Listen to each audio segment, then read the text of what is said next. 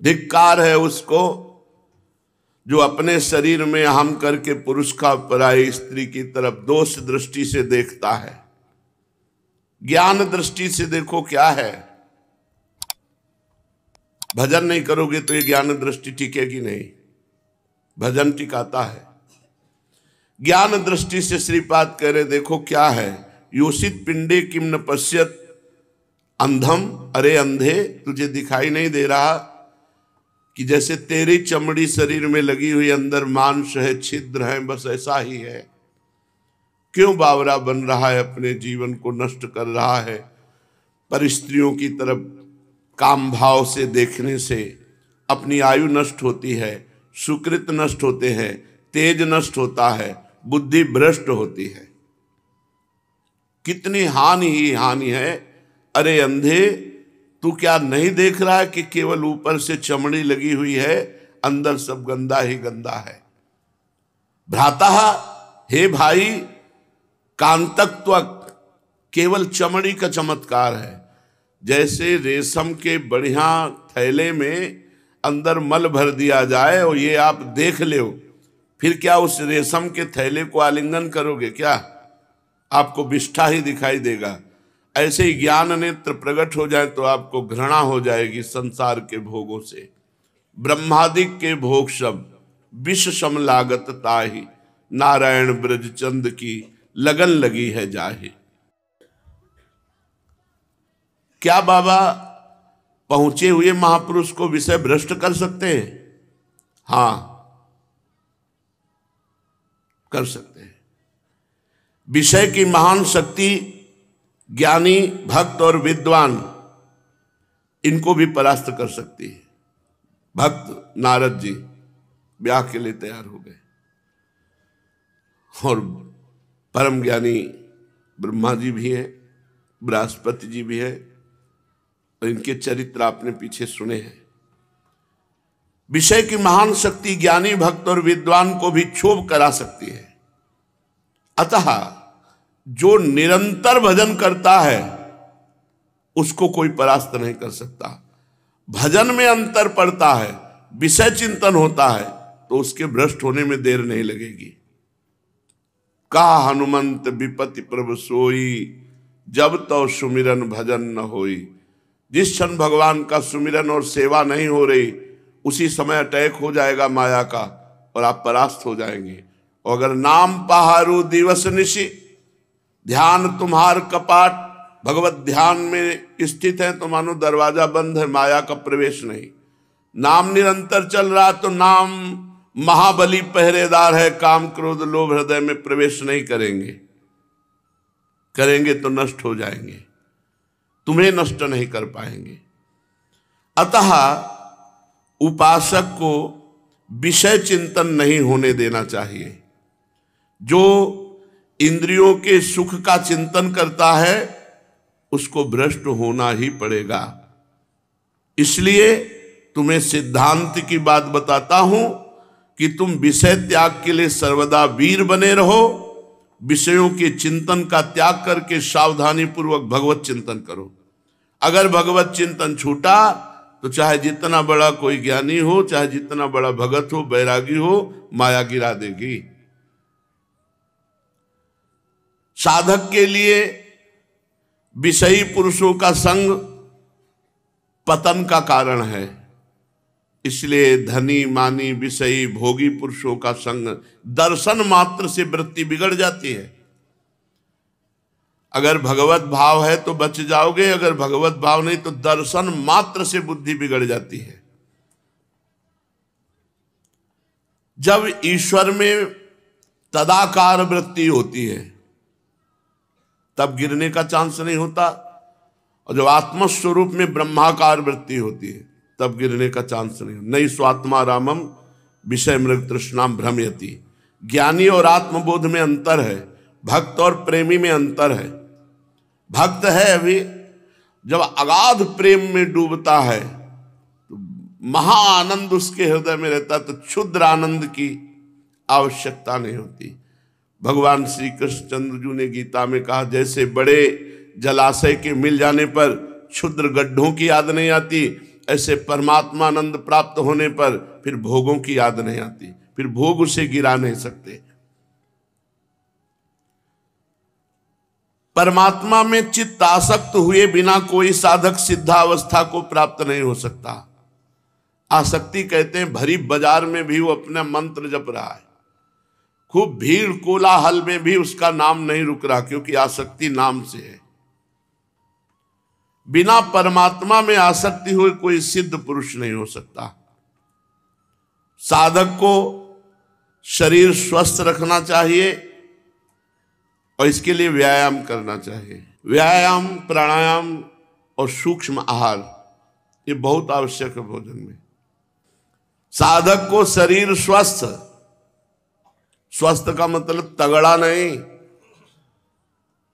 तगड़ा तभी होता है जब ये इंद्रियों से झगड़ा नहीं करते हो। झगड़ा करो इंद्रियों से, ये जो मांगे वो मत दो। शरीर स्वस्थ का मतलब होता है यथा योग्य अंगों में मांस होना, चर्बी न बढ़ना, जब चाहो वैसे आसनों में बैठ जाओ, उसे स्वस्थ शरीर कहते हैं। पहले शरीर देखो, बाबा कह रहे साधक को शरीर स्वस्थ, खान पान सूक्ष्म, खान पान का संयम साधक को रखना चाहिए। खान पान सुख चाहत अपने, तिनको प्रेम छुअत नहीं सपने, सपने में भी नहीं रोना आएगा राधा। भजन होगा अल्पाहार में, अल्प भोजन, सात्विक भोजन, बीमार वाला भोजन साधक के लिए। भजन कभी अपना प्रकाशित न करे, गुप्त रूप से रखे। महापुरुषों के वचन ध्यान से सुनो। अपने भजन के अनुभव, अपने भजन की संख्या, अपने भजन की प्रक्रिया किसी को बताए नहीं, जब तक परिपक्व अवस्था ना आ जाए। अपने को भजनानंदी साबित न करे सबके बीच में, वैसे गप्प मारेंगे एकांत में। जहां 4 लोग आ गए तो माला, तो उसमें दिखाई कि बड़े भजनानंदी है। नहीं, दम्भ नहीं होना चाहिए, पाखंड नहीं होना चाहिए। हम भजन कर रहे हैं तो कर रहे हैं, तुम आओ या जाओ, दिखावा नहीं होना चाहिए। कोई जाने कि हम भजनानंदी, ऐसी कोई प्रक्रिया नहीं होनी चाहिए। अगर हम भजन में बैठे तो भजन में बैठे, शांत में बैठे तो शांत बैठे। हमें कोई बनावटी आसन नहीं करना उस समय। जैसे हमारे पास कोई आवे तो अपने को भजनानंदी नहीं दिखाना कि वो ऐसे तो पद्मासन में कभी बैठते नहीं, लेकिन 5 मिनट की बात है तो पद्मासन लगा के मार, तो किसको दिखा रहे हो? किसको तुम धोखे में डाल रहे हो? खुद धोखे में पड़ रहे हो। भजन करने वाले को कभी ऐसा नहीं लगता कि मैं बहुत भजन करता हूं, उसको भजन की भूख हो जाती है। हमने बड़े बड़े महापुरुषों को देखा है, ऐसे जो ही जाओ सो प्रणाम करके, आप वैष्णोजन मुझे ऐसी आशीष वृत्ति दो कि जिससे हम खूब भजन करें। भजन नहीं बनता। एक दिन गुरुदेव भगवान कह रहे थे, कह रहे क्या बताएं, कभी छक के भजन करने को नहीं मिला। रात के 1 बजे से बैठे हमने देखा महाराज जी को आसन में बैठे, वहीं पास रहे। 5 बजे, 6 बजे, 7 बजे, ये 3 घंटे ऐसे थे जिनमें लेट गए। बस कमंडल उठाया, यमुना जी 8, 9, 11 इसके बीच में आते थे। कभी पाठ कामन हुआ तो जल्दी चले आए पाठ करते हुए, नहीं तो फिर 11 बजे आते थे। भजन भजन। और वो कह रहे हैं कि छक के भजन करने को, यहाँ 2-4 माला हो गए, बोले बहुत हो गए, बहुत भजनानंदी। भजन करने वाले को कभी भगवान से किसी सांसारिक विषय की याचना नहीं करनी चाहिए, नहीं तो भगवत प्राप्ति में बाधा पड़ जाएगी। इसीलिए बड़े बड़े रोग, बड़े बड़ी समस्याएं संत जन सहते, कभी भगवान से प्रार्थना नहीं करते। और प्रार्थना का बहुत बड़ा प्रभाव पड़ता है। संकल्प कर ले तो फिर सकामता, यदि हम पर उपकार के लिए करते हैं तो वो कभी हमारी हानि नहीं कर सकती। लेकिन अपने सुख के लिए कभी अपने भजन का प्रयोग न करें। बहुत ऐसी लीलाएं देखी है जो सोचते ही तत्काल पूर्ण हो जाए।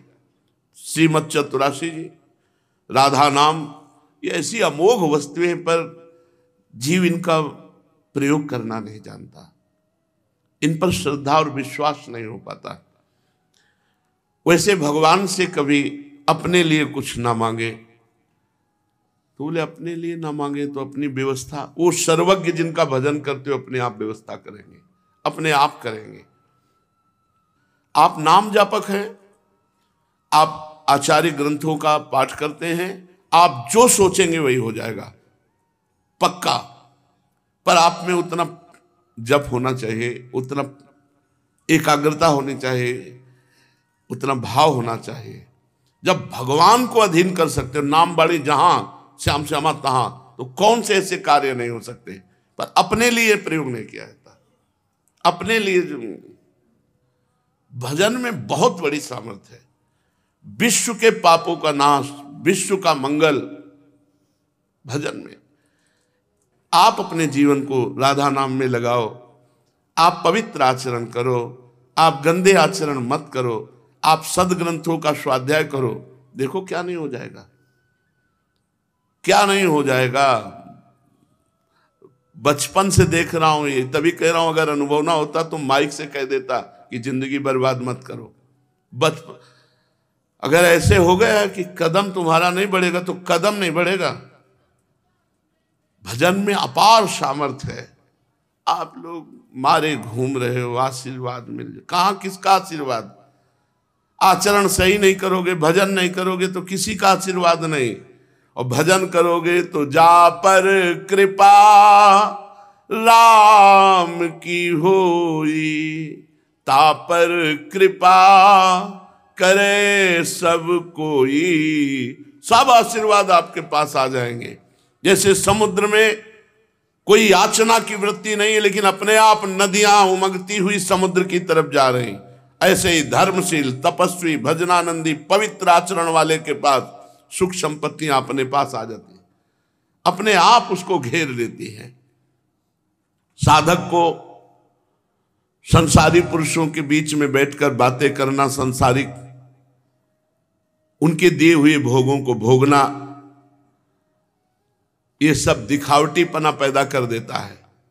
साधक में दिखावटीपना आ जाता है। बहुत बड़े सिद्ध महापुरुष के वचन है। इसलिए संसारी पुरुषों के बीच में बैठकर सांसारिक बातें मत करो, उनके द्वारा दिए हुए भोगों को मत भोगो, नहीं तो पाखंड आ जाएगा, दिखावटीपना, दंभ आ जाएगा। साधक वही है जो इतनी बातों को छोड़ देता है। ध्यान से सुनो। पाप कर्म, छल, कपट, मान, आवश्यकता से अधिक वस्तुएं, धन, स्त्री की आसक्ति, परनिंदा, परचर्चा, अहंकार, पाखंड, अगर इन दोषों को त्याग दे तो बहुत जल्दी भगवदानंद आ जाए। बहुत जोर की माया है, एक घुसा दोष तो 10 को बुला लेगा। परदोष दर्शन साधक को भगवत प्राप्ति के मार्ग से हटा देता है। परदोष दर्शन, दूसरे में दोष देखने वाला भगवत मार्ग का अनुयायी नहीं हो सकता। साधक को सांसारिक झगड़ों से तो दूर रहना ही चाहिए, सांप्रदायिक झगड़ों से भी दूर रहना चाहिए। हम भगवत प्राप्ति के लिए निकले हैं। हमारा संप्रदाय, तुम्हारा संप्रदाय, ये छोटा वो बड़ा, ये झगड़ा वो झगड़ा, लगो तुम सब राधा राधा राधा, रात दिन अपने भजन में लगना। संप्रदाय का मतलब होता मार्ग। हमें जो गुरु ने मार्ग दिया उस मार्ग में चल, झंझट नहीं, लड़ाई झगड़ा नहीं, बड़ा छोटा नहीं, निंदा स्तुति नहीं। निरंतर नाम जप, अपने आराध्य देव का पूजन और आराध्य देव के ध्यान में समय बिताना चाहिए। सांप्रदायिक झगड़ों झंझटों में नहीं पड़ना चाहिए। महापुरुषों के वचन जो है ना, हृदय में दृढ़ हो जाए तो कोई फांस नहीं सकता है। साधक को चाहिए निरंतर नाम जप करने का अभ्यास, चाहे एकांत हो चाहे समाज हो, हमारा नाम जप चले। अगर नींद आने लगे तो खड़ा हो जाए, आलस्य सताने लगे तो ऊंचे शब्दों से नाम कीर्तन करने लगे। जो भगवत समर्पित होता है, ध्यान दीजिए, जो भगवत समर्पित होता है उसके सब कर्म भजन माने जाते हैं। जो भगवत समर्पित होता है उसके हर एक कर्म भजन माना जाता है। जो समस्त दुखों को शांतिपूर्वक सहते हुए भगवत भजन करता है, बहुत जल्दी सिद्ध हो जाता है। क्रोधी क्षमाशील नहीं है, दूसरों से बैर करता है, दूसरों की बुराई करता है, वो कभी साधु हो सकता है, कभी भजन कर सकता है? असंभव। अद्वेष्टा सर्वभूतानां मैत्रः करुण एव च निर्ममो निरहंकारा सम दुखा सुखा क्षमे। जो किसी के दोष दर्शन नहीं करता, किसी पर दोष भाव नहीं रखता, समदर्शी वृत्ति है, सबसे मित्रता का भाव, करुणा का भाव। पर मित्रता करता है, ममता नहीं, करुणा करता है पर अहंकार नहीं। अद्वेष्टा सर्वभूतानां मैत्रः करुण एव च निर्ममो निरहंकारा, ममता रहित, अहंकार रहित, सुख दुख में समान भाव और क्षमावान ही भगवान कह रहे, वो मुझे बहुत प्रिय है। भक्त वही है जो अपने को सबसे छोटा मानता है, वही निकल जाएगा, चेकिंग नहीं होगी। बड़े वाहनों की चुंगी लगती, चेकिंग होती, छोटा बनोगे माया चेक नहीं करेगी। जो अपने को सबसे छोटा समझता है, किसी भी बात का अभिमान नहीं करता, किसी के दोष नहीं देखता, किसी से घृणा नहीं करता, वाणी को संयम में रख के मौन रहता है या कम बोलता है। जब बोलो तब शास्त्र की बात, सत्य बोलो, मीठा बोलो, दूसरे के हितकर बोलो। जो सबकी सेवा करता है, यदि विरक्त साधक है तो किसी के विवाह उत्सव आदि में कभी सम्मिलित ना हो, विवाह आदि के पदार्थ कभी ना खाए, जो विवाह में पदार्थ बनते उनको कभी ना खाए, श्राद्ध का भोजन ना पाए, राज अन्न ना पाए, ग्रह नक्षत्रों के दान का कभी ना पाए, नहीं भजन में बाधा पड़ जाएगी। अगर ये साधक में है सद्गुण तो विश्वास करो, ये सद्गुण उसे भगवत प्राप्ति करा देंगे। धन और स्त्री, इससे जो बच गया उसके मुंह में यमराज कभी कालिक नहीं पोतेंगे। बहुत बड़ा आकर्षण है रुपये का और ये माया का। अविनाशी भगवान की प्राप्ति में माया ने 3 खाइयां खोद रखी हैं।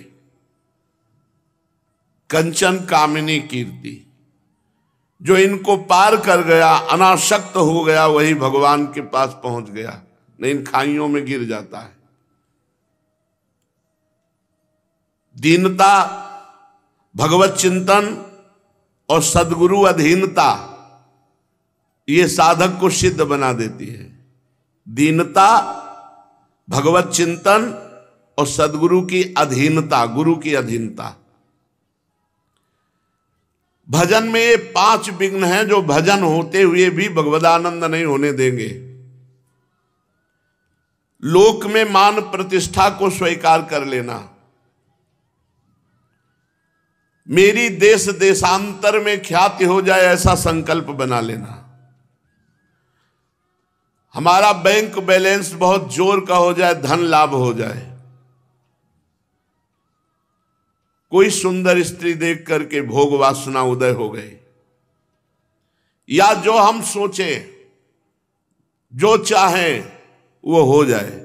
ये 5 बातें भजन के फल को उदय नहीं होने देती। भगवदानंद, लोक में मान प्रतिष्ठा की चाह, देश देशांतर में ख्याति होने का संकल्प, और हमारा अधिक से अधिक धन संग्रह, बैंक बैलेंस, स्त्री रूप में आसक्ति और संकल्प सिद्धि, जो चाहो वो हो जाए, इससे भगवत प्राप्ति नहीं होती। ये साधन भगवत प्राप्ति करा देते हैं। पहला, सहन करना है, सब कुछ सहन करना है, गाली सहन करना है, निंदा सहन करना है, भूख प्यास सहन करना है, सर्दी गर्मी सहन करना है, मान अपमान, और भजन के सुख को भी सहन करना है, उसमें फूलना नहीं है। दूसरा, अव्यर्थ कालत्वम, एक क्षण भी समय भजन के बिना ना जाए, कबहू काल वृथा नहीं जाए, एक सेकंड भी भजन से अलग न जाए। तीसरा, पदार्थ पास होते हुए भी भोगने की इच्छा ना होना। भोग सामग्री पास है पर भोगने की इच्छा नहीं है। पहला है सहनशील, बहुत, ये तितिक्षा साधु का आभूषण है, गहना है, सहनशील, सब कुछ सहना है, एक क्षण भी व्यर्थ न जाए ऐसे भजन में लगे रहना है।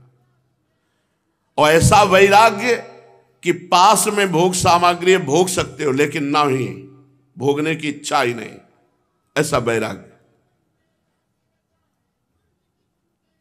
अपने इष्ट देव का निरंतर चिंतन, निरंतर समुत्कंठा नाम गाने सदा रुचि, उत्साह पूर्वक अपने इष्ट का नाम, जैसे हम 500 रुपया गिनने में उत्साह नहीं रखते, इतने हो गए, ऐसे अधिक से अधिक नाम जप, समुत्कंठा नाम गाने सदा रुचि। लोभी जी में प्रिय दाम, ऐसे मुझे भगवान नाम प्रिय हो। पांचवा, सदगुरु के हाथ बिक जाना। सदगुरु ने नाम दिया, मंत्र दिया, अब मैं बिका हुआ हूं, मेरे जीवन का अस्तित्व सदगुरुदेव है, उनका आदेश ही इस जीवन में है क्रियात्मक होना, नहीं तो मेरी कोई रुचि नहीं, मेरी कोई इच्छा नहीं, मेरा कोई अस्तित्व नहीं, मैं तो बिका हुआ हूं। जब ये बातें हमारे हृदय में आ जाती हैं तो क्रोध करने वाले पर क्षमा, अपमान करने वाले का भी मंगल भावना, ये दिव्य सद्गुण उसके अंदर आ जाते हैं।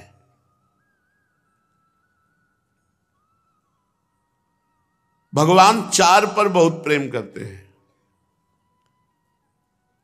जो अपनी भोग सामग्री को अभावग्रस्त किसी को पवा देता है, दे देता है, उसे दान कहते हैं। भगवान उससे प्रसन्न होते हैं। पर जो गरीब है और गरीब होकर के दान करता है तो भगवान उससे अधिक प्रसन्न होते हैं, अधिक प्रेम करते हैं।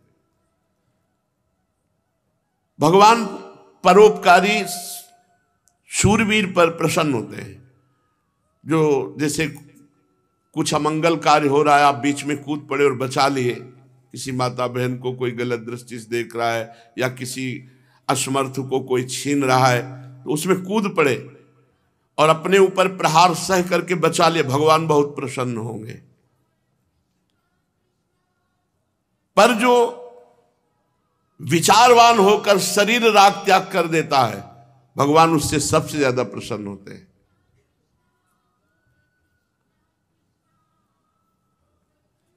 भगवान भजन करने वालों पर प्रसन्न होते हैं। पर जो बाल्यावस्था से भजन करता है उससे भगवान बहुत प्रसन्न होते हैं। भगवान भक्त से प्रसन्न होते हैं। पर जो बचपन से भगवान की भक्ति करता है उससे बहुत प्रसन्न होते हैं।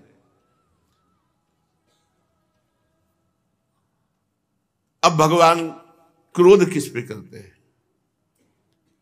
जिसके पास बहुत धन होता है और वो केवल अपने भोग में ही प्रयोग करता है, भगवान उस पर क्रोधित होते हैं।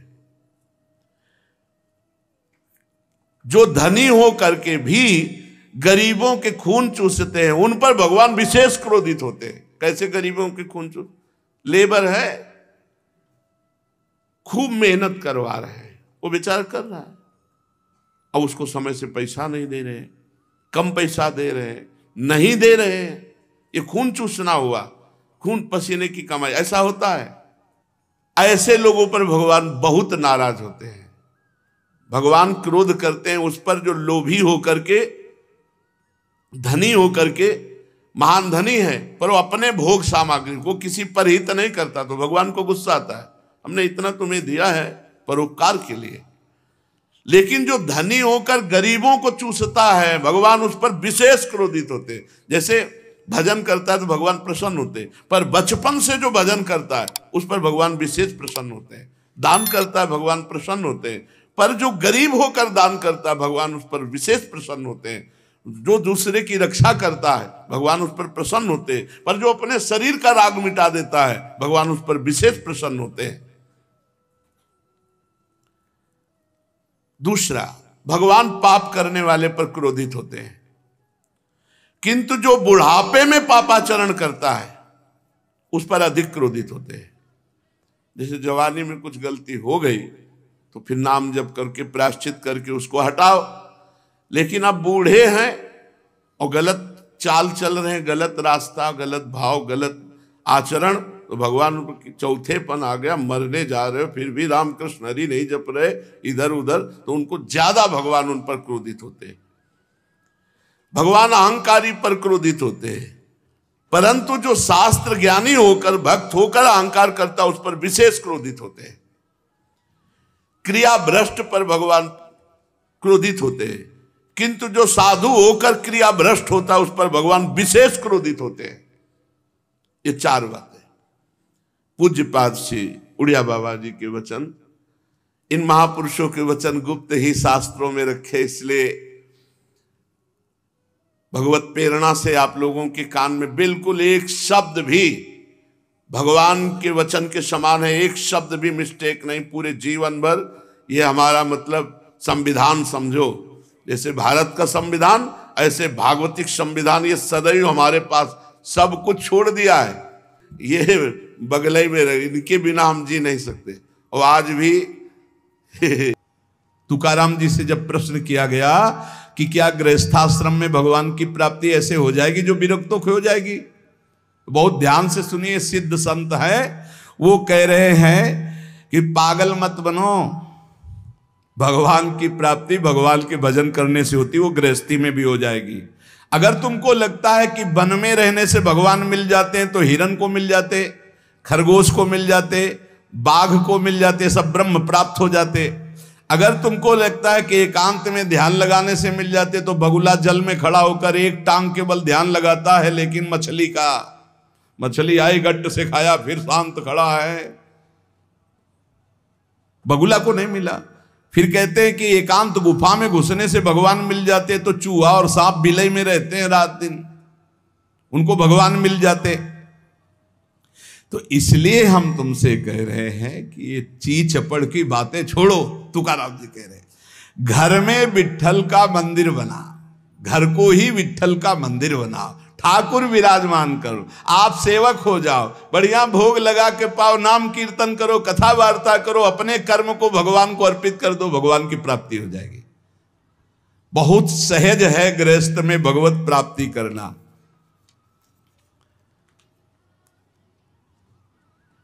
हम तुमसे पूछते हैं, जो लोग सोचते हैं अन्न नहीं खाएंगे तो भगवान की प्राप्ति हो जाएगी,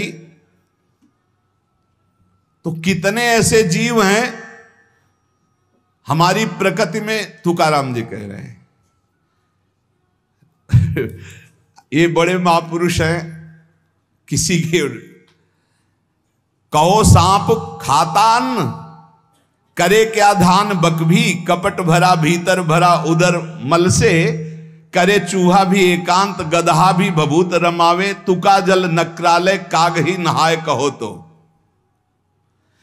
क्या अन्न न खाने से भगवान मिल जाएंगे? अगर हां तो बहुत से पक्षी ऐसे हैं जो केवल फलाहार रहते हैं, बहुत से ऐसे हैं जो घास चर के रहते हैं, ना वो अन्न खाते हैं ना कुछ और। कुछ है फलाहार, कुछ है तृण चरते हैं, कुछ है पानी पी के केवल रहते हैं भैया, केवल पानी से। इन सबको भगवत साक्षात्कार हो जाता है क्या?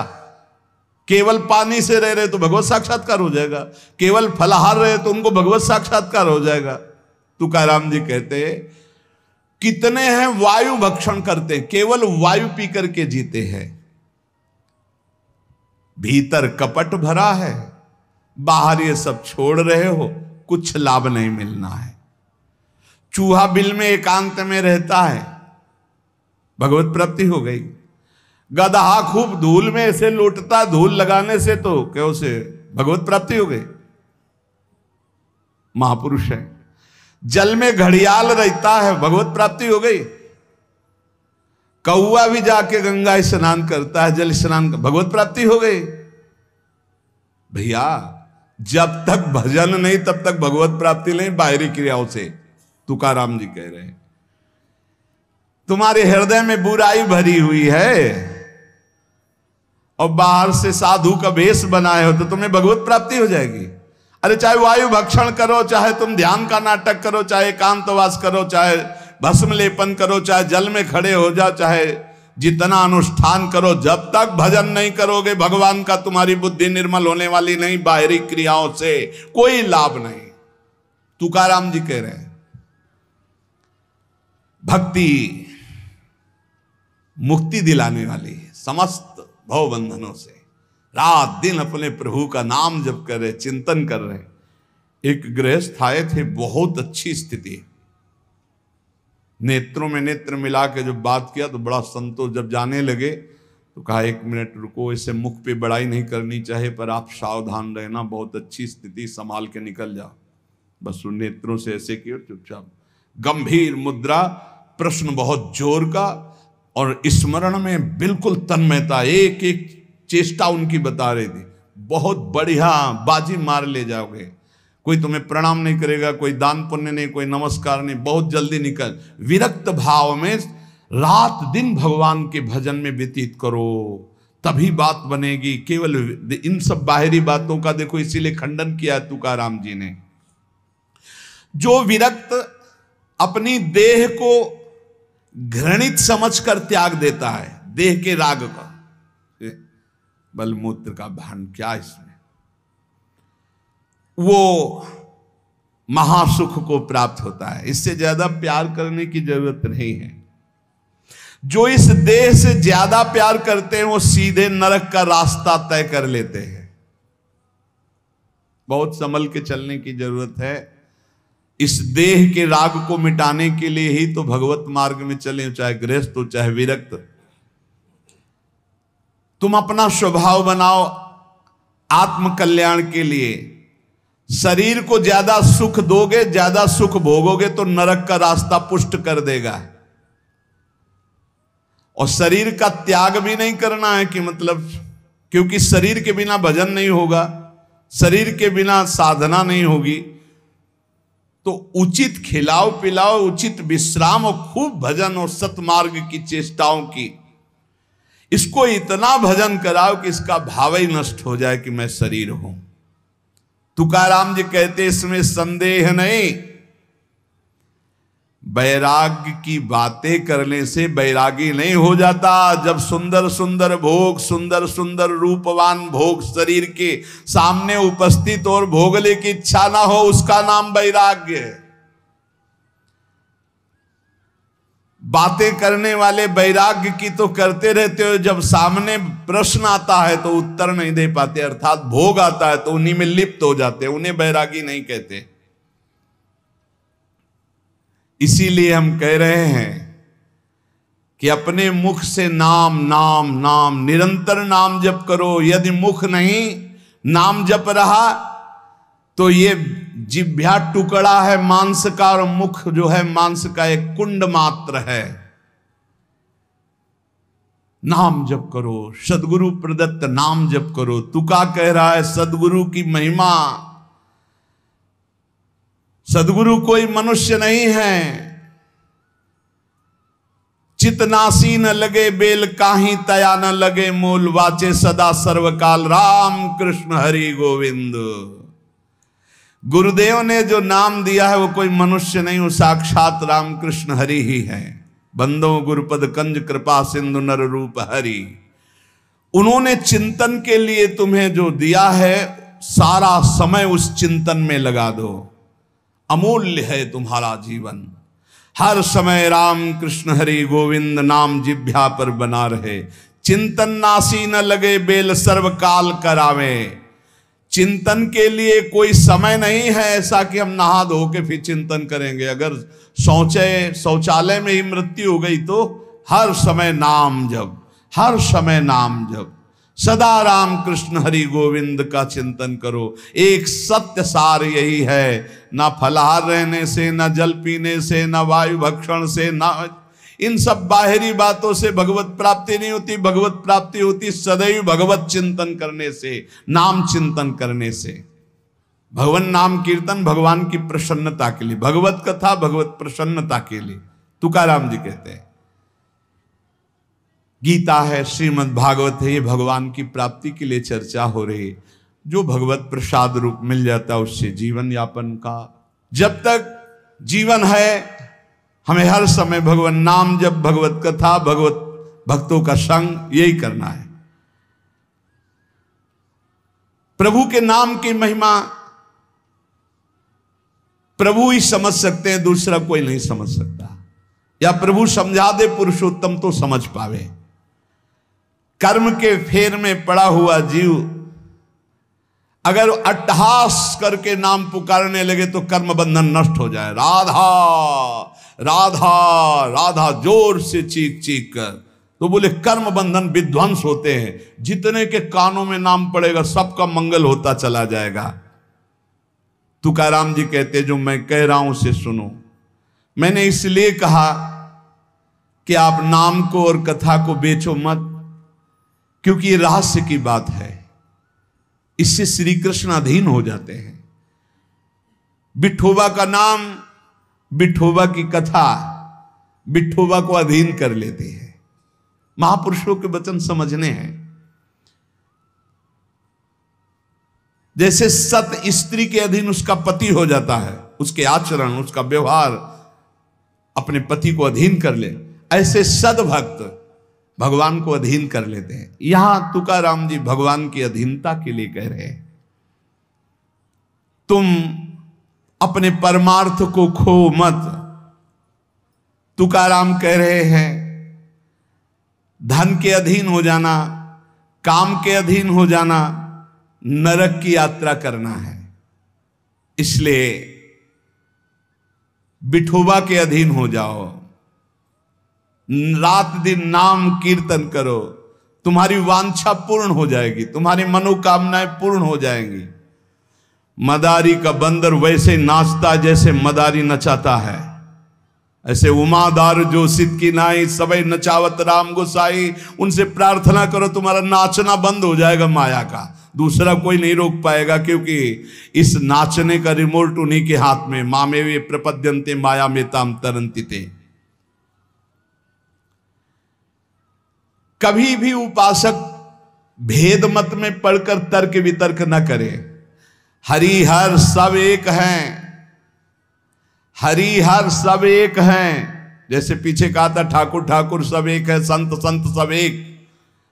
और जो संतन का सेवन करे सो जागे शुद्ध विवेक। ऐसे यहां कह रहे तुकाराम जी के हरिहर में भेद नहीं है। जो भेद फैलावे, लड़ाई झगड़ा करे, ऐसे से दूर रहना। मिठास में चीनी है, चीनी के खिलौने बने हैं। एक सवार बना हुआ है, एक घोड़ा बना हुआ है। दोनों में चीनी क्या कम है क्या? बराबर चीनी है। चाहे घोड़े से शुरू करो तो मिठास, सवार से शुरू करो। दीपावली में आते ना बने, ऐसे ही चराचर जगत में सेवक स्वामी बना वही सच्चिदानंद है। हरिहराम भेद नाही नका करुम वाद, एक एकाचे हृदयम गोडी साखे रेचे ठाई।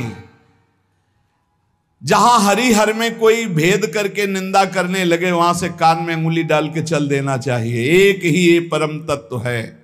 ये झूठ मूठ अज्ञानी जन बहस करते रहते हैं। इनके हृदयों में बिल्कुल भगवदानंद की मिठास नहीं है। इनकी बातें नहीं सुननी चाहिए। भेद करने वालों की दृष्टि में जो माया का पर्दा लगा हुआ है, भक्तों की दृष्टि में वो पर्दा नहीं होता। वो बेपर्द देखते हैं कि सर्वत्र एक ही भगवान विराजमान है। जो सर्वत्र एक ही भगवान विराजमान ऐसा मान लेते हैं, उनके आगे पीछे दाएं बाएं भगवान की रक्षा शुरू हो जाती है। ध्यान रखना। जो सर्वत्र अपने भगवान को देखते कि सब रूपों में मेरा ही भगवान है, तो कह रहे देवु उभा मांगे पुंडे उगवी कोंडे संकटा। कोई संकट उसे छू नहीं सकता। चारों तरफ से भगवान की सुरक्षा रहती है उस भक्त के जीवन में। विश्वास करो इस बात पर। चारों तरफ से भगवान सुरक्षित रखते हैं। और जो सदैव संतों का स्तवन करके भगवान का भजन करता रहता है, उसमें कोई ऋण नहीं रह जाता। ये भी एक प्रश्न आया था कि देव ऋण, ऋषि ऋण, मातृ ऋण, पितृ ऋण, इनसे कैसे ऋण हुआ जाए। क्या कह रहे हैं तुकाराम जी? जो संतों का स्तवन करता है, उसके हृदय में भक्ति होती, जो भगवान का भक्त होता है, उसका कोई ऋण नहीं रह जाता, सब ऋण मुक्त हो जाते हैं। एकादशी स्कंद में भगवान श्री कृष्णचंद्र जी ने उद्धव जी से कहा है, जो मेरा अनन्य भाव से निरंतर चिंतन करता है, उसे मैं सब ऋणों से मुक्त करता हूं। देव ऋण, ऋषि ऋण, पितृ ऋण, मातृ ऋण, इनसे उऋण होने के लिए प्राणपन से श्री हरि के चरणों का चिंतन करो। जैसे जैसे कोई भगवान का ध्यान करता है तो भगवान का प्रभाव उसमें उतरने लगता है, चाहे वो सगुण चाहे निर्गुण, जैसा चाहे वैसा साक्षात्कार कर लेता है। ये बहुत बड़े महापुरुष के वचन हैं, बहुत ध्यान से सुनो, पकड़ो। तुम्हें किसी के आगे घिघियाने की जरूरत नहीं, भगवान का स्मरण करने की जरूरत है, भगवान का ध्यान करने की जरूरत है। जैसे जैसे कोई भगवान का ध्यान करता है तो भगवान के सब सद्गुण उसमें आने लगते हैं, चाहे वो सगुण साक्षात्कार करना चाहे या निर्गुण साक्षात्कार, उसमें योग्यता आ जाती है। ज्ञाने विठ्ठल ब्रह्मो नवे त्वाचे बोलो नाई कावे, महाराष्ट्र भाषा में कहते हैं मेरे तो सर्वस्व ब्रह्म विठ्ठल भगवान है, तुकाराम जी कह रहे हैं। अब मुझे किसी की बात सुनने की जरूरत नहीं है कि ब्रह्म कौन है, मेरे तो विठ्ठल ब्रह्म है। जो वाणी से अगम्य है, मैं उसकी स्तुति क्या करूं? वेद भी जिसकी नेति नेति कह के चर्चा करते हैं, मैं उसकी क्या चर्चा कर पाऊं? पर मेरी वाणी को नशा हो गया है उनकी चर्चा करने का। आहा, मेरी वाणी को नशा हो गया, बिना उनकी चर्चा किए, बिना कीर्तन किए, बिना गुण गाए हमें चैन नहीं पड़ सकता। कोई ना हो तो ठाकुर जी को श्रोता बना के सुनाने लगो, ऐसा नशा होना चाहिए। सुनो, अपनी चर्चा आप ही सुनो, ठाकुर जी के सामने बैठ जाए और वाणी लेकर उन्हीं की चर्चा उन्हीं को सुनावे। संसारिक आदमी कर्मेंद्रियों से प्रेरित होकर कर्म करता है, वासना से प्रेरित होकर नाना प्रकार के सुख दुख भोगता है, पर हम कायिक, वाचिक, मानसिक केवल अपने विठ्ठल के लिए कर्म करते हैं। ये बात समझो। संसारिक आदमी कर्मेंद्रियां भाग रही भोगों की तरफ, कर्म करता है, पाप या पुण्य, सुख या दुख भोगता है। लेकिन भक्त कायिक, वाचिक, मानसिक अपने प्रभु को सामने रख करके चेष्टा करता है, और उसका कोई ठौर ठिकाना प्रभु के सिवा कोई है नहीं। और प्रभु आनंद सिंधु है, वो हर समय आनंद में मस्त रहता है। कहीं किसी और का प्रयोजन नहीं रह गया है। तुकाराम जी के सब जगह विठ्ठल तू ही तू मुझे दिखाई दे रहा है। तन, वाणी, मन, ये सब तेरे चरणों में अर्पित हो चुके हैं। भगवान, अब मेरा कुछ नहीं बचा, केवल आप ही मेरे बचे हो। ये हम लोगों के लिए आदर्श वचन है। हमें ऐसा होना है, प्रभु के सिवा हमारा कोई नहीं। अभ्यास बल में बहुत बड़ी ताकत है। अभ्यास बल हो जाए तो व्याघ्र और सर्प को भी अधीन किया जा सकता है। व्याघ्र बाघ को और सर्प को, अभ्यास बल। देखो, जो बचपन से अभ्यास करवा लिए सिंहादि का, तो ऐसे बछड़े की तरह हाथ फेरते हैं, साथ खेलते हैं, कोई फर्क। सांप पकड़ने वाले जो सर्प मित्र होते हैं, इतना बड़ा अभ्यास कि बड़े से बड़े विषैले सांप को 5 मिनट में अपने वश में करके, व्याघ्र और सर्प को अपने वश में किया जा सकता है। अभ्यास से विष को पचा लिया जाता है।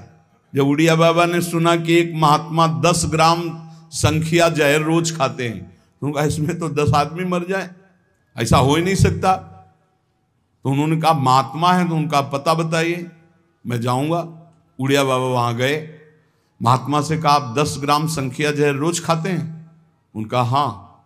बोले मैं देखना चाहता हूं, क्योंकि विश्वास नहीं होता, 10 ग्राम में तो 10 लोग मर जाएंगे। शाम के 4 बजे उन्होंने डाला सिलबट्टा में 10 ग्राम तौल करके जहर, संख्या जहर, जैसे धतूरा होता है ऐसे संख्या, उसे पीसा और पीस करके पूरा धोकर खप्पर में डाला और बस पी गए। महात्मा आए तो आश्चर्य की बात है, बोले तो रोज हम पीते हैं। तो बोले 10 ग्राम कैसे? तो बोले अभ्यास, पहले दिन एक बीज लिया था, ऐसे घस के चाटा, नशाया, कई दिन उसी बीज को घसकर चाटते रहे, फिर एक बीज, फिर धीरे धीरे आज 10 ग्राम पचा लिया। तुकाराम जी कह रहे हैं अभ्यास का बल करे तो व्याघ्र और सर्प को वश में कर ले। तो मन को वश में नहीं किया जा सकता, इंद्रियों को वश में नहीं किया जा सकता, अभ्यास से किया जा सकता है। अभ्यास योग युक्त ने चेतसा नान्य गामिना, अभ्यास से हम विष को पचा सकते हैं। अगर हम रोज भगवत कृपा से अपमान को पचाना सीख जाएं तो बड़े से बड़े अपमान को भी, निंदा को भी मुस्कुराते हुए सह सकते हैं। अभ्यास से वेदों का अर्थ समझ लिया जाता है। वेद पाठ का अभ्यास करो, धीरे धीरे वेद अर्थ समझा। इसलिए कुछ दुष्कर नहीं है, तुम अभ्यास में आओ। मेरा भजन में मन नहीं लगता, अभ्यास करो। अभ्यास में तुम जितना आगे बढ़ोगे उतने ही उच्च अवस्था को प्राप्त हो जाओगे। अभ्यास में बहुत बड़ी दम है। अभ्यास, एक एक कदम बढ़ाते चले जाओ। अभ्यास, एक एक इंद्रियों पर विजय प्राप्त करते चले जाओ। अभ्यास असाध्य को भी साध्य कर दे। इसका कारण तुका कहता है कि अभ्यास भजन का कर लो तो आप सिद्ध हो जाओगे। अभ्यास से सब कुछ हो जाता है।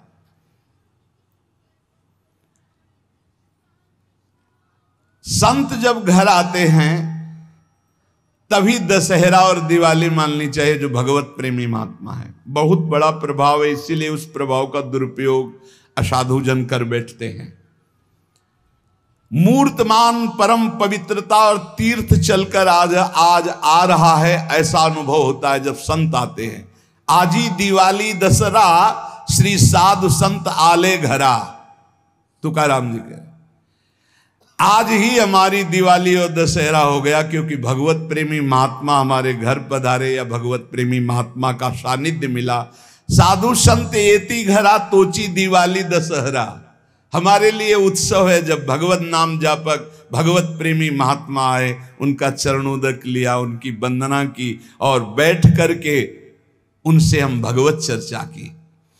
ऐसे जो भक्तजन हैं उनके संग का परिणाम क्या होता है कि भगवत साक्षात्कार के लिए छटपटाहट पैदा हो जाती है। जैसे जल से मछली को निकालो तो विकल होकर तड़पने लगती है। जीवना वेगली मासूली तुका तैसा तलमली।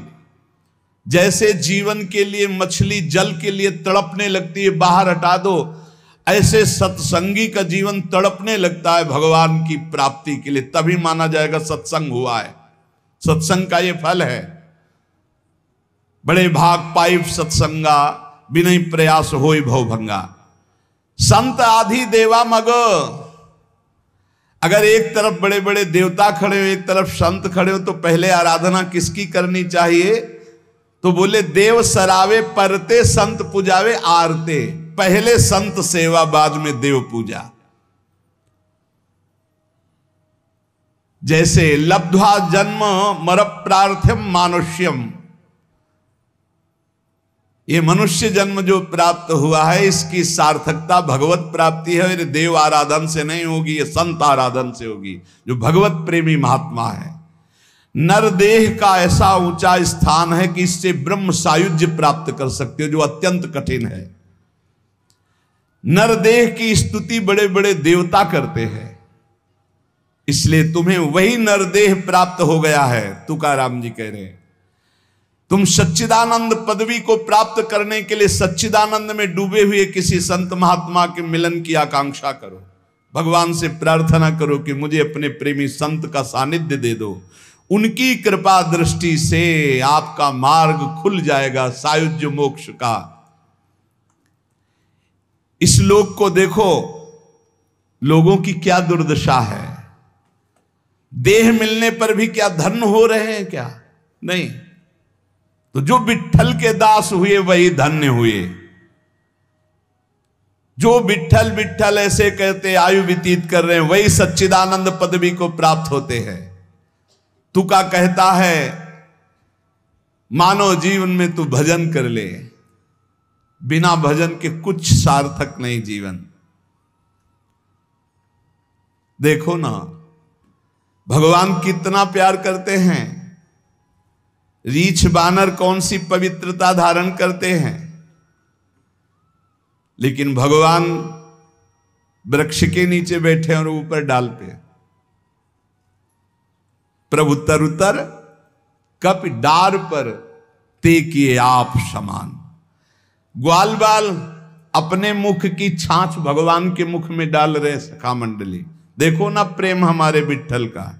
तुकाराम जी कह रहे गोलियांची ताकि पिरे कोड़ पोरे चांगली। ग्वालों के मुख की छाछ पी रहे, तभी तो ब्रह्मा जी को मोह हो गया। ये भगवत प्राप्ति कोई कठिन नहीं, बस चौपड़ का खेल समझ लो। चूक गए तो गोटी मारी जाएगी। गोटी मारना भवबंधन में फंस जाना, गोटी निकाल ले गए जीवन मुक्त हो गए। चौपर का खेल। सारी जी मरी झूठी बाती सारी, बद्ध मुक्त वारी बातकारी। कोई जीवन मुक्त होना कठिन नहीं है। लूडो का खेल। चूक गए तुम्हारी गोटी मार दी गई, और सावधानी से अपने अंक को गिनकर गोटी को बचाते हुए निकल गए, जीत गए, जीवन मुक्त हो गए। नहीं गोटी मार दी जाएगी, खेल है एक ये।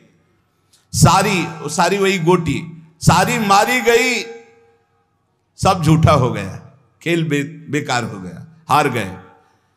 और सारी मारी नहीं गई, निकल गए तुम तो मुक्त हो गए। खेल रखा है भगवान ने।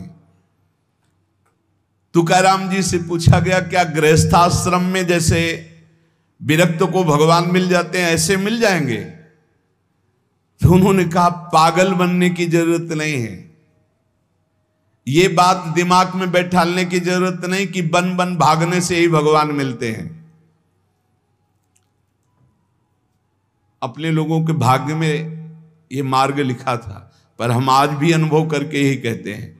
जो आज दुर्दशा देख रहे हैं उस दुर्दशा से हम कह रहे हैं कि घर में रहकर धर्म पूर्वक आचरण करते हुए भजन करने से बहुत लाभ मिलेगा। विरक्त मार्ग बहुत ही मतलब आग पे चलने का मार्ग है, खिलवाड़ नहीं है। आप ये समझ लो खिलवाड़ नहीं। सफीपुर एक गंगा किनारे स्थान है, तो वयोवृद्ध महात्मा सन्यासी रहते थे। तो उनके घर के कुछ लोग गुड़ और ये सामग्री लेके गए, तो उनका गंगा जी में डाल दो या किसी और को दे देना। नहीं, मुझे आपका एक भी अन्न का टुकड़ा नहीं, मैं विरक्त हूं, आपका सेवन नहीं कर सकता। और आप यहां से कुछ एक भी टुकड़ा लेने की सोचना मत। आप ऐसे खरे स्वभाव वाले संतों को देखा कि अपने विरक्त मार्ग के पंथ के जो नियम हैं वो बड़े कट्टर भाव से निर्वाह करने वाले। आज समझे में नहीं आता, हमसे चूक हो जाती है। तो जो हमें विरक्त मार्ग से चलकर लाभ मिलना था वो नहीं मिल पाता। श्री तुकाराम जी कह रहे हैं वन में यदि भगवान होते तो हिरण को भगवान मिल जाते। तुकाराम जी की वाणी है। खरगोश को मिल जाते, बाघ को मिल जाते, ये सब भगवत प्राप्त हो जाते। देखो जब आनंद मिलेगा तब मन पंगु हो जाएगा। जैसे भौरे में बहुत बड़ी ताकत है कि चाहे जितना मजबूत काठ हो वो बड़े मौज से खेलते खेलते उसमें छेद कर देगा। जब कमल की पराग वृत्ति में वो पहुंचता है तो थोड़ा सा भी पराग को धक्का न लगे, शांत होकर बैठ जाता है। चाहे जीवन खोना पड़े वो कमल की पंखुड़ी को नहीं काटता। ऐसे उदाहरण दे रहे, ऐसे ही तुम्हारा मन तब तक उद्दंडता करता रहेगा जब तक भगवत सुख नहीं मिलेगा। और जिस दिन इसे आनंद मिला, भगवद आनंद, ये बैठ जाएगा, इसका अस्तित्व खत्म हो जाएगा, ये बैठ जाए। निज सुख बिन मन होई कि थीरा, बिना आत्मानंद का अनुभव मिले मन स्थिर नहीं होगा, शांत नहीं होगा, विश्राम नहीं पाएगा। भौरे का दृष्टांत देकर के मन को समझा रहे कि मन भौरा है, भटक रहा है विविध भोगों में, बड़ा मजबूत है, बलशाली है, लेकिन ये तभी निर्बल बनेगा जैसे भौरा कमल में आ जाता है तो वहां अपना बल खो देता है। ऐसे ही श्री हरि चरणारविंद, हरि नाम, भगवद आश्रय, भगवत भक्ति, इसी में मन आनंद को प्राप्त होगा। तो आपको कहीं भागने की जरूरत नहीं। आपने सुना कि जंगल में भागने से क्या होगा, जल पीने से क्या होगा, फलाहार रहने से क्या। शांति से अपने घर को ठाकुर जी का मंदिर मान लो, खूब नाम कीर्तन करो, भगवत चर्चा करो, भगवान का सुमिरन करते हुए जीवन व्यतीत करो। इधर भी सुखी, परलोक में भी सुखी। किसी से आशीर्वाद मांगने की जरूरत नहीं, दौड़ने भागने की जरूरत नहीं, हाहाकार मचाने की जरूरत। ये बहुत आनंद का जीवन है मानो दे। बस सुलझ जाओ, शांत हो जाओ, जहां तुम हो वहीं सब ठीक है। जो मिल जाए, रूखा सूखा फल है, अन्न है, जल है, जो मिल जाए, प्राण पोषण करो, भगवान का चिंतन करो, सद आचरण करो, बड़ा आनंद में जीवन होगा। लेकिन आनंद से जीने के लिए असद आचरण करते हो, पापाचरण करते हो, आनंद की खोज में। कहाँ पापाचरण में आनंद है? इसलिए सद आचरण में आ जाओ, भगवद आश्रित हो जाओ, खूब नाम जप करो। भगवान मंगल भवन है, इस गेम से निकाल देंगे। बहुत बड़ा एक गेम है, बहुत बड़ा गेम है। जीतते जीतते हार जाओ, हारते हारते जीत जाओ। तो हम तो जीत गए। नागरी दास ही जन्म जितायो, बलिहारी बलिहारी हमारी सबही बात सुधारी। कृपा करी श्री कुंज बिहारी, और श्री कुंज बिहारी हमारी सबही बात सुधारी। राख्यो अपने वृंदावन मां, बस खास बात बल गई। नहीं, आप क्या समझते हो? हाहाकार मचा हुआ, तांडव मचा हुआ है माया का। ये तो धाम है, इसके प्रभाव से आप बिल्कुल शांत आनंदमय हो। धूल भरी आंधी दूर से निकल रही। नहीं तो आप संसार में देखो, सतोगुण, रजोगुण, तमोगुण, 3 गुण है। सतोगुण तो कहीं कहीं नहीं, रजो और तमो की तांडव वृत्ति मची हुई है। जहां कहीं भगवत चर्चा, भगवत नाम कीर्तन, भगवत गुण, बहुत विक्षेप माया डालती है। इसलिए खूब नाम जप करो, इसी जन्म में भगवत प्राप्ति कर लो, दोबारा इस कलयुग में जन्म ना हो। पक्का ऐसा भजन करो कि आगे अब देखते जाओ। अरे भाई, बड़ा आश्चर्यमय समय, बड़ा आश्चर्यमय समय है। अभी तो कुछ है नहीं, अभी तो बबुआ है कलयुग, घुटने के बल चल रहा है। थोड़ा खड़ा होने दो, फिर ताल ठोकने दो। 4,32,000, अभी तो 32,000 नहीं पूरे हुए, थोड़ा 1,00,000 1.5 लाख पूरे होने दो, फिर इसका है, उसका अपना राज्य है। इसलिए कलयुग के दोषों से बचने के लिए, माया के प्रभाव से मुक्त होने के लिए, समस्त दुखों का नाश करने के लिए समर्थ है भगवान नाम। खूब नाम जप करो, नाम कीर्तन करो, भगवत चर्चा करो, इसके सिवा कोई उपाय नहीं है।